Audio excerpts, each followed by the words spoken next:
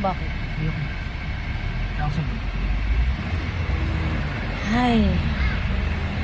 Pagod pa ako at puyat. Babalik na naman ako sa ospital. Maghahatid ng Udang. damit ng ng baby at pagkain. Libre naman sila doon pero bitin lang kasi sukat na sukat ang pagkain. Eh syempre nagpapadede yung nanay.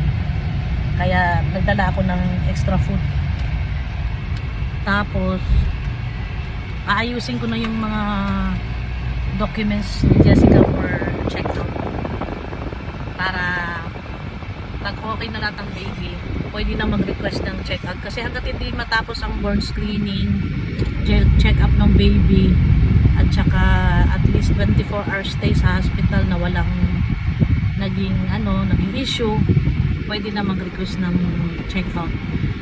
Maybe sa mamayang hapon or bukas ng umaga pwede na mag-check-out sila. Kaya aayusin ko ng documents na lang ngayon. So pagdating doon magpapa-PhilHealth verification ako, tapos pupunta ako sa kung saan ako sa treasurer, sa admission, magpapakompute ng bill. Kasi sa billing station pag pumunta ka doon babayaran mo na.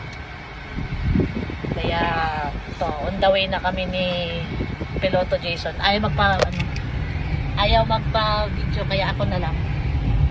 Wala sa mudra.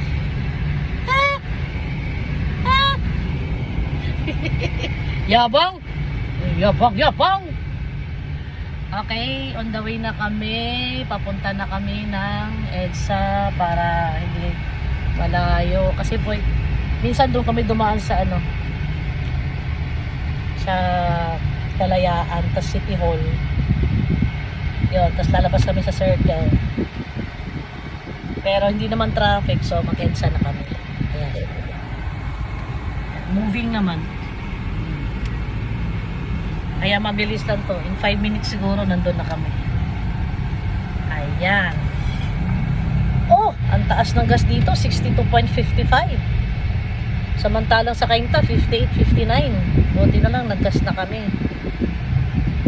Kaya medyo nakatipid. Okay? Ganda ng kulay ng Ford. Ha? Ganda ng kulay. Nang? Ford niya. Ano? Explorer niya, ganda ng kulay. Oo.